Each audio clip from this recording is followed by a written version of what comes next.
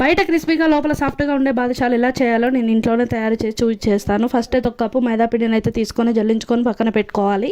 తర్వాతకి ఒక spoon soda ఉప్పు, 2 టేబుల్ స్పూన్ల ఆయిల్ వేడి చేసి వేసుకోవాలి. కొంచెం నెయ్యి కూడా వేసుకొని ఉండలు లేకుండా కలుపుకోవాలి. తర్వాత కొంచెం నీళ్ళు యాడ్ చేసుకుండా స్మూత్గా కలుపుకోవాలి. హార్డ్గా కలుపుకుంటే బాదుషాలు గట్టిగా వస్తాయి. కలుపుకున్న పిండిని అయితే 10 నిమిషాలు అయితే పక్కన అయితే పెట్టేసుకోవాలి. తర్వాత అయితే స్టవ్ మీద అయితే ప్యాన్ అయితే పెట్టేసి 1 కప్పు షుగర్ అయితే తీసుకొని 1/2 కప్ వాటర్ అయితే తీసుకొని బాగా అయితే మరిగించుకోవాలి. ఇలా మరిగే టైంలో మన దగ్గర ఏలకుల పొడి ఉంటే వేసుకోవచ్చు, లేకపోతే ఏలకులు అయితే దంచి అయితే వేసుకోవచ్చు.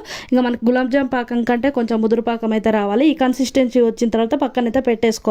మనం ముందుగా కలిపి పెట్టుకున్న పిండిని అయితే ఇలా చిన్న రౌండ్గా అయితే చేసుకొని బాదుషా షేప్లో అయితే చేసుకోవాలి. అన్ని బాదుషా షేప్లో చేసుకున్న తర్వాత పక్కన అయితే పెట్టేసుకొని స్టవ్ మీద అయితే ప్యాన్ అయితే పెట్టేసి ఆయిల్ అయితే పోసుకోవాలి. ఆయిల్ అయితే నార్మల్ హీట్ కాగానే అయితే బాదుషాలు అయితే వేసుకొని సిమ్లాలో మీడియం ఫ్లేమ్లో అయితే ఫ్రై చేసుకోవాలి. ఇలా గోల్డెన్ ఫ్లేవర్ వచ్చిన తర్వాత తీసేసుకోవాలి. అంతేనండి, మనం ముందుగా రెడీ చేసి పెట్టుకున్న పాకంలో అయితే వేసుకోవడమే. ఒక 10 మినిట్స్ తర్వాత తీసే బాదుషాలు అయితే రెడీ అయిపోతాయి. చాలా బాగుంటాయండి, మీరు కూడా ట్రై చేసేయండి. వీడియో నచ్చితే సబ్స్క్రైబ్.